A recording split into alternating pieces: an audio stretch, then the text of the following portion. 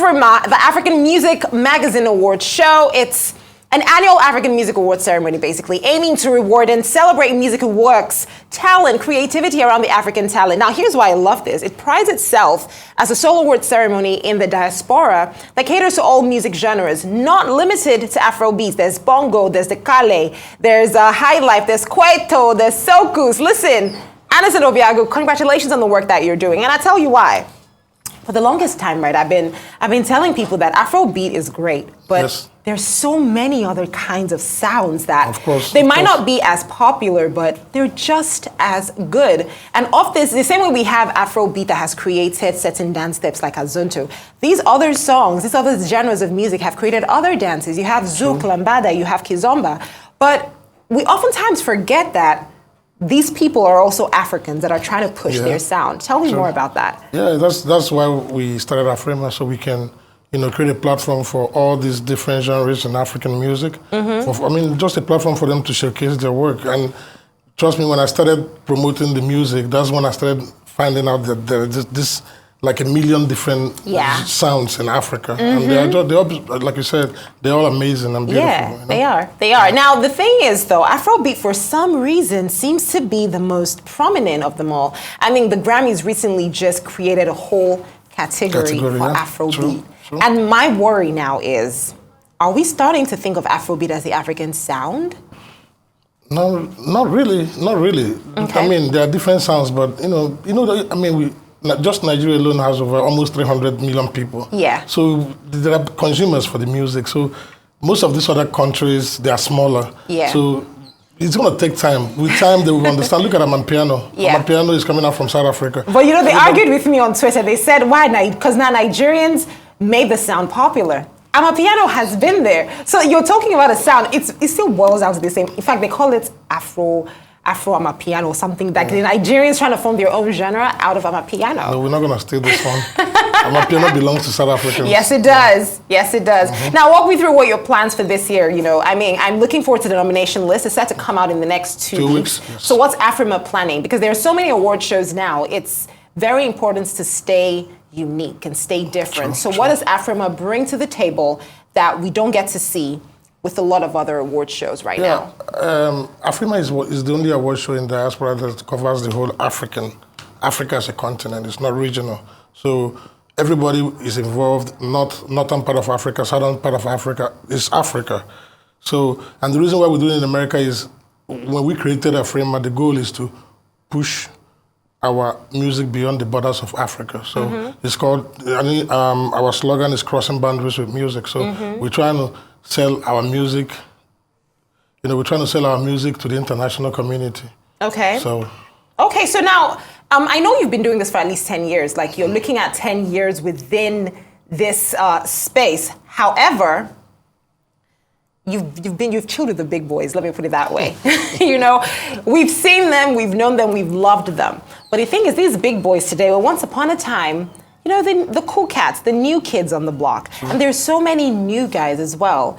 Taking it outside the country, some would say, what's the hope for a simple, independent artist who's trying to put his music out there? How does he get there? What are the chances that AFRIMMA would notice him? Because now they say for all the award shows happening outside the country, well, clearly it's not for the independent, up-and-coming artists. And there's so many good ones, but not all of them can afford a ticket. Yeah, but we carry them along. That's why Diamond's first stage, international stage, was at AFRIMMA. Diamond Platinums. What's his name? Master KG from South Africa. Master KG. AFRIMMA was his first international platform. So we look for them. We have a category that's for upcoming musicians. So we fly them. We get their visas, and then we fly them, and just to bring them to Dallas and make them part of the show. Absolutely. So what's the bigger picture, though? Because after all the show and all the fun and all the excitement, even the discovery of new talent, is there any plan to consolidate on this? Because you're not looking at just Nigeria, you're looking at Africa. So when you see some of this new crop of artists, for instance, do you have a plan that consolidates on their talent to even take it even further? Or is it just the show and it's done? Of course. During the award weekend, we also have a music panel where we bring in, people in the music industry, record label executives. A lot of artists have gotten deals just from being at AFRIMMA that weekend. So it's not just coming to party and going home. A lot of business gets done. And then also, they also fight. I mean, it's also an opportunity for them to collaborate among each other. Mm-hmm. Yeah. So now, Big A, you've been in this industry for a while. You know, your assessment of the music space that we are in right now, it's been a lot of work that has been put in. A lot has changed. Looking at music 10 years ago and music now, the industry within Nigeria, how would you say we've evolved as talents, from our record labels to our contracts to our, streaming, putting our music out there? How have we fared and how have we evolved? I think we've done well. When we talk about Afrobeat, we talk about Nigeria. Yeah. Let's just limit it to Nigeria. Let's limit it to Nigeria for now. So, I mean, with just knowing that there's no government help, there's really no structure. I think they've done amazingly great. But should there be government help? Nah, I think the government should there be? They need to stay. That's what they're saying. That's what a lot of people are saying. Do we want that? No, we don't want them to come in and mess it up for these kids that are working so hard. But they can build music institutes in the rural areas. All those little kids that have talent but don't know how to go about it or don't have the resources to get in the studio or work with producers and all of that stuff. That's where their help is needed. But for them to come right now. Well, I feel like you people in this industry want to eat your cake and have it. And I tell you how. You want them to how do they come in? It's like you're telling them, come in, but don't come in so much. Stay there, but be there. But the thing is, if they come in, they have to come in, they'll have to regulate, they'll have to also oversee certain activities. At the end of the day, your music is your music. Kind of like with Nollywood now, we have a lot of regulations. Even with broadcast, we have our code and everything. When it comes to our music, we don't have as many things regulating the sound that we put out. All we just know is when it comes to anything that is banned within music has to do with broadcast. So it still comes under the NBC code. So music is largely untouched. So do we really, really want the government to come in, or do we just want their money? That's my personal opinion. I don't think, not in Nigeria. Yeah. If they're going to come in, it has to be well structured.